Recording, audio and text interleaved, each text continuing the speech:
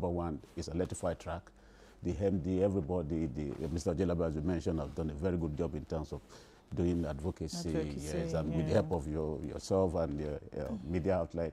We tell people that, listen, this is an electrified track, it's a modern railway, you don't need seat and all that. Then to the second bit of the question is that the infrastructure is for us. We need to manage it and maintain it. Don't damage it. We should own it. We should own it. It's for your community. Some people are advocating, are asking us, when is it coming to our own neighborhood? and railway is not cheap. So we need to know that it belongs to us. We need to manage it and own it and keep it so that we can enjoy it for long. And in terms of the carry card, you know, it's your personalized things. You need to maintain it as well. And because if you lost it, all the information there is your own data. Nobody else can use it.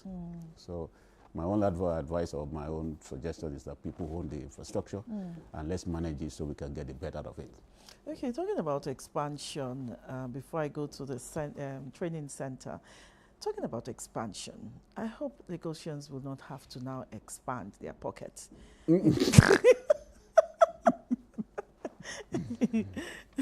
I hope this will not affect, you know, the pockets, you know, when you start to expand. Okay, for now, not. For cost, yeah. For now, I would say no. Okay. Yeah, because what we're even looking at is because we have due to the carry card, we have a data center. We analyze things and then look at the pattern of travel, the mode of travel, people, gender, and all that. Where the travels are. So the data we are looking at, we're looking at now is that it's not official yet. We even look at how to reduce the fare so that we can get more people on board, let people get used to it. So for now, in terms of fare, I would say no. But I put the word for now. For now? Yeah. Okay. Oh, yes. I'm just, don't mind me. As it comes to my head, I'm just going to keep interjecting. Right, let's talk about emergencies on the trains. Sometimes, again, when we also know that technical failure could also happen. The train could stop. It could also be because of any reason. So what are the plans that LAMATA has, especially when you're on the train? Do we have nurses? Do we have specialized personnel who are able to administer first aid? And so how do we also ensure that, you know, it is timely when anything happens on the train?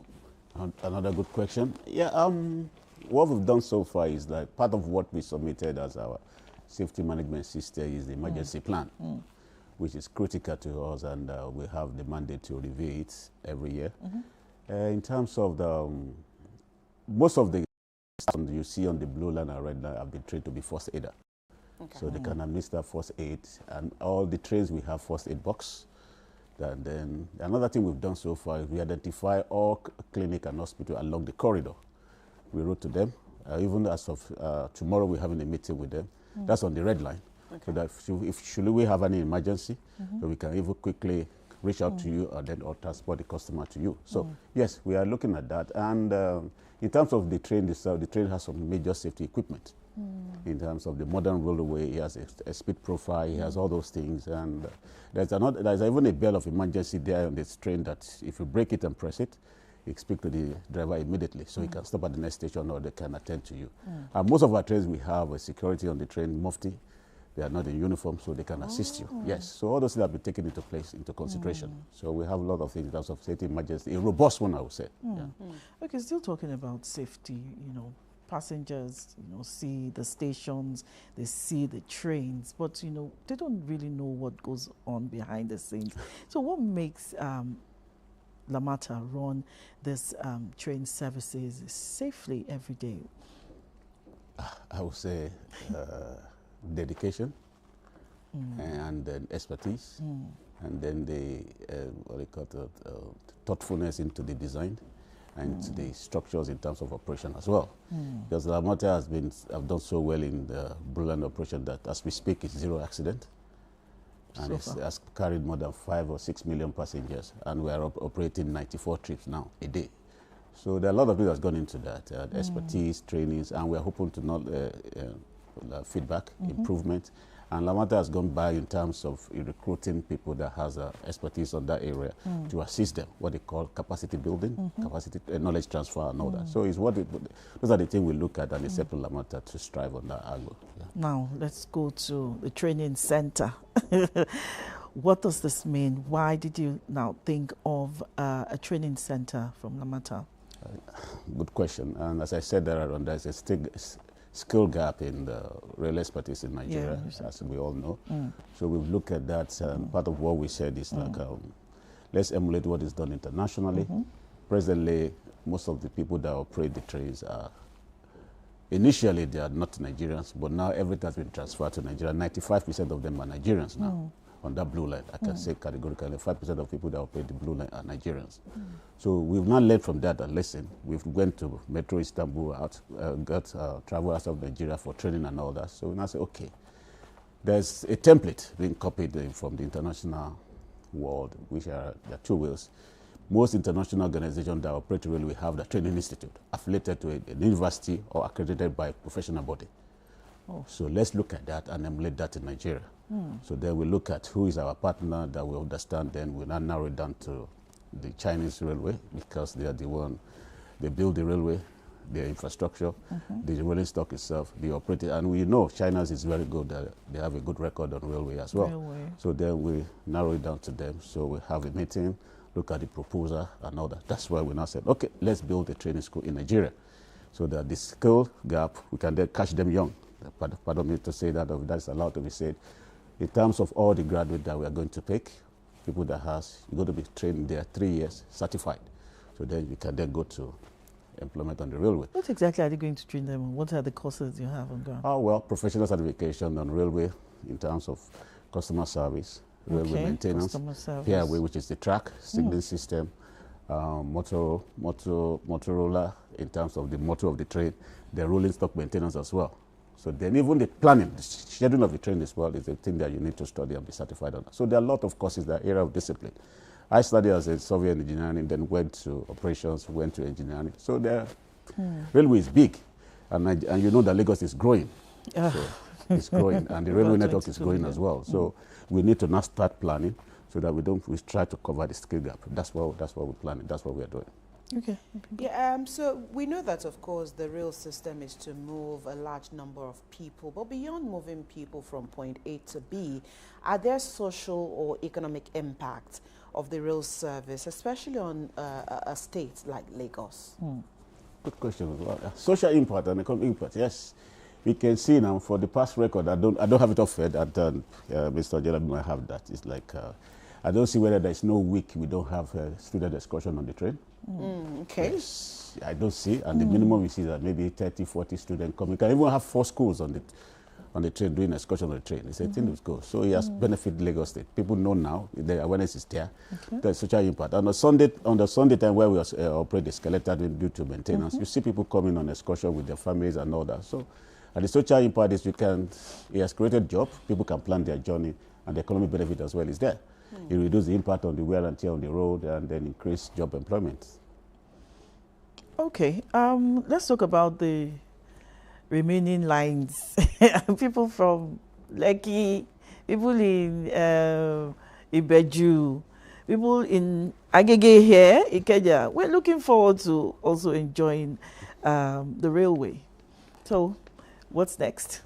Well, we have what they call STMP, which is the Strategic Transport Master Plan for LAMATA. We call it the Bible. So in there, which is being reviewed as we speak, presently we have 6 rail network, but we are reviewing to add additional 5. And in terms of implementation and people around Lekki, Agege as well, the next phase is the Green Line, which goes from the Marina, that is Marina, go across the Lagoon Civic Center, Ozubamba, all the way to Aja to Lekki Free Trade Zone. So it's about 17 stations. So that's the next phase. We already commenced. The federal government is backing Lagos State to implement that as well. So after that, we have the Purple Line, which is coming from Mowe, Redeem Camp, crisscross all the way to Agege and goes all the way to Lasso. So the rail is not easy. It's not cheap, but we are working. We are working there, and we have to give the credit to the state government for backing us to do that, and the federal government as well. So the next phase is the green. the red, no, the green, the purple, the yellow, and the orange. The orange is from Mowe and the other. And another thing we need to talk about is the TOD, because part of the benefit of that is we've looked at, okay, as rail is not cheap, how do we now maximize the return for investment? Okay. So we look at what they call TOD, which is transit-oriented development. It's something we copy from Western world. It's been practiced efficiently under the Japan metro system. And then, so TOD means along the corridor, you look at what can you do. You get set some certain meters away from the rail station and then develop it. And then you partner whether the local government, private investor to come and rail, maybe real estate, more. It's things that we generate, and then it's like you are reviving the whole area. Okay. So basically, you're doing that. We have more people coming in. We have investors there, and then you regenerate the whole area. So another thing we are looking at is TOD for the states as well. Right. So I know that LAMATA also has international partners. You also have people whom you share experiences from, and they also come to Lagos to also learn. And so if you look at where we are now, and critics, there will always be critics anyway. Critics will say, oh, there's a slow pace of development when it comes to rail system. You've also alluded to the fact that funding is a big issue, mapping is a big issue, looking at how, of course, all of these things will be surmounted. You've also mentioned the colors. You've mentioned the purple line, the yellow line, the green line. What is the significance of colors when it comes to the railway system? Adebimpe asked earlier the difference between the red line and the blue line. Yeah. You did say that, well, maybe not really, but here you've mentioned about 4 other colors. So, I mean, so when we talk about colors, do they signpost anything, or is it just to give it aesthetics? Correct. Or to just, you know, give, you know, the coaches some kind of beauty as they come? Okay, thank you. What we've done so far is not about specific to certain infrastructure in terms of color coded. We just look at, okay, it's done Western world, and we look at part of Lagos State colors. It's like, okay, we have orange, yellow, and all that. So that's why we just, it's an aesthetics. Let me just use that word. Yes. It's not any specific about linked to any infrastructure or equipment. So it's just aesthetics, yes. Okay, someone just sent me a question and said, look, yeah, it's, okay, she's congratulating LAMATA first, but you know, how much can you make this intermodal system, you know, work? You know, when you just say the question, I said perfect. What another thing that LAMATA is big on is intermodal interchanges, yes, because we've looked at we don't want to breed just construction to nowhere. So, and the slogans or the mandate now is to connect most of our transport mode. So LAMATA is big on that. What we're doing now, we will have a template, or not a template, a pilot one that is under construction now. That is the Marina interchange and my 2 interchanges. Both interchanges have the 3 mode or even 4 modes. Yeah, we have the water, rail, bus, and no motorized connected together. Okay. So you know that construction in Marina now is about 60% into construction. We hope to have that completed this year or first quarter 2027. So it's the same thing in my 2 as well. And if you look at the red line, at least 7 or 8 of our stations are connected to our bus system for our bus terminals. So to make it easy for connectivity and intermobility as well. So we have connection with Agege, with our bus terminal, and the Federal. We have Iju connected to our bus stations. We have Agbado connected. We have Ikeja connected to the bus terminal. So what we're now planning going forward, most of our mode system will connect to each other. And if you look at the rail map as well, the Lagos Urban Rail Mass Transit Network, they are connected to each other. Because the next thing we are doing now is we are connecting the red and the blue together. So we're going to have a rail system. With just the Cowrie card?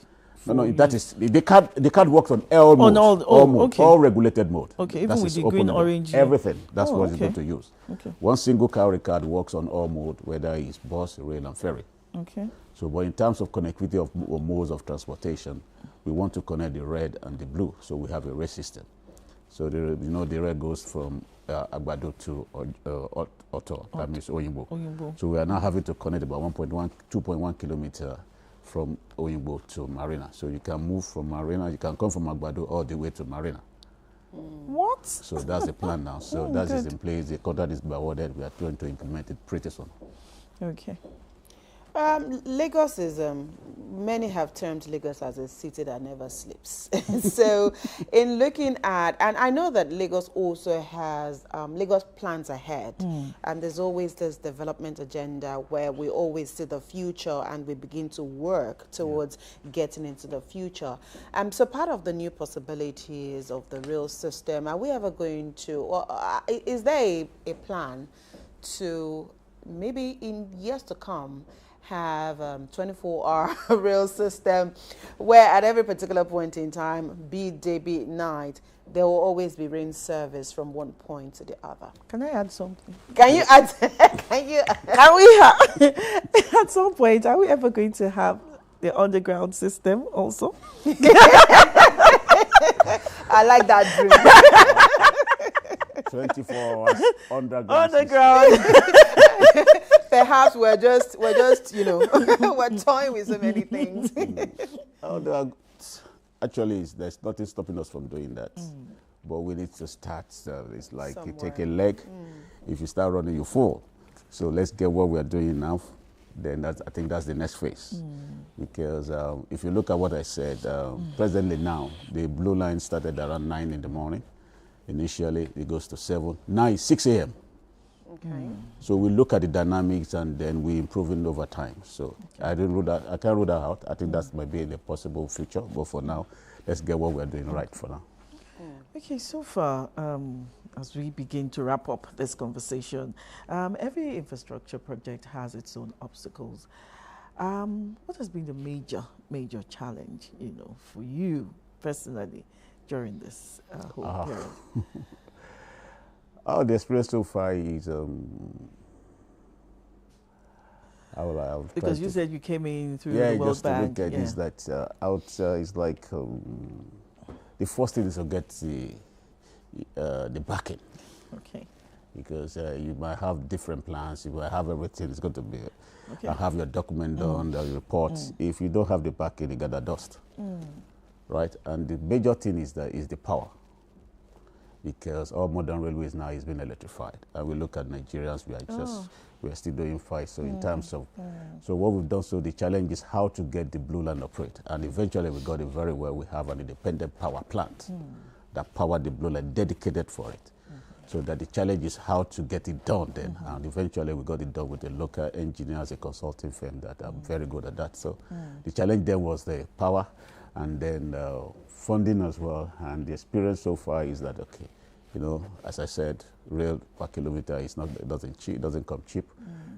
Funding, power, and then the people themselves in terms of, Lagos is built up, and the challenge is how to get it done in terms of acquisition and properties and all. So by and large, it's very interesting, and I'm very happy that we have lesson learned, yes. And another thing we've done so far is letting lanes in construction of the blue line was transferred into the red line.